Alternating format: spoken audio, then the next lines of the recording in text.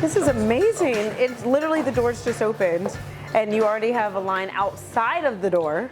That blows my mind because I see people parking, I see people wrapping around. You had an instant line, like that was crazy. People were peering in the windows before you were open. Like that was great. So what do you think has like been the hottest seller lately? Turkey. It's really? Every year, January, February, and then it kind of goes back to when everybody's given up. Yeah, once everybody's given up. So man, like tell me about your vision and your dream. Like how did this come about? I mean, the business started in our driveway, but this kitchen right here was designed when we graduated from doing catering gigs.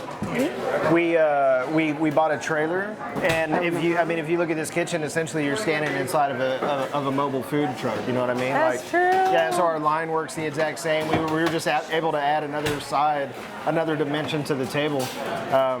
But it's really the same thing. You know, you got an order window and a pickup window, and then the line works exactly the same as a food truck. What was your life before barbecue? Because I've heard it was a very cool story. I mean, I don't think it's all that cool, but I've done multiple things, but the job that I had before this, I worked construction for AT&T. So we were down in manholes and up on telephone poles and whatever needed to be done. I drove a bucket truck, so I did a lot of work up in the air. Are you serious? Yeah, splicing cables, you know, like 1,800 pair of cables, copper. Not even worried, just... Yeah, well, I don't want to say worried.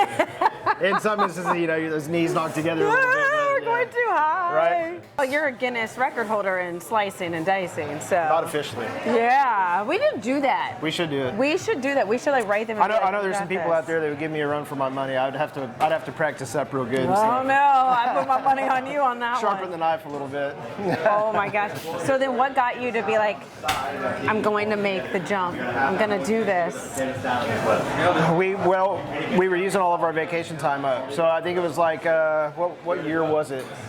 2010 or 2011. I think it was March, and I had used up 5 weeks of vacation already from January to March. Whoa. So it was like, and the caterings, the bookings were still coming in. Yeah. So it's like, okay, now we were kind of forced into it.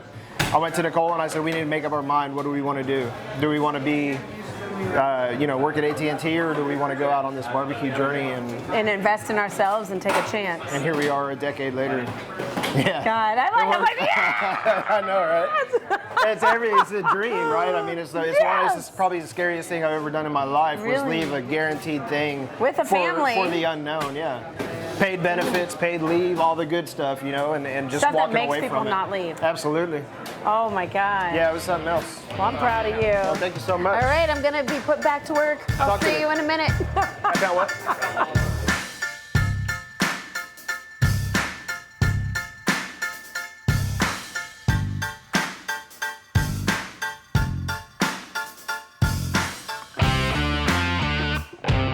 It's time to get in this legendary line and get ourselves some amazing Texas barbecue. Anytime. How does this make you feel? When like you just see, I mean, this is like amazing. I don't think that, it's one of those things that Will always says it's a really terrible outlook, but it's an outlook that I have. It's like, will it end? You know what I mean? Like you worry, he's like, it's been 11 years. We still work there. We're still striving to have awesome barbecue. I'll never say the best because I honestly don't ever think that there's the best of anything. There's always something better to somebody else, you know. So I always say that we have really great, awesome barbecue. I think it's the best to me because my husband cooks it. I think it's how you grow up to and what you're used to having, how you're used to having it and stuff. But no, it's amazing. So now, if you could take yourself back to like 15 years ago. 15 years ago. Could you have envisioned? Could you have envisioned? Because I had a 1 and 2 year old. That was the only thing. You're trying to survive. You're trying to live. I was just trying to survive. No, I mean, so we've been in business for 11 years. That is not including the year we did catering out of our house, which was awesome. But no, I mean, I mean, we strived for it. We wanted it. That's what we wanted to do. I watched a lot more cooking shows and stuff back then than I do now, because now I feel like I'm so over-involved in doing everything. It's kind of hard. It feels like you go back to work because you're, oh, well, that, whatever. You have to learn stuff when you watch it. So it's kind of, I still watch Chopped, though. Not gonna lie. I still love Chopped.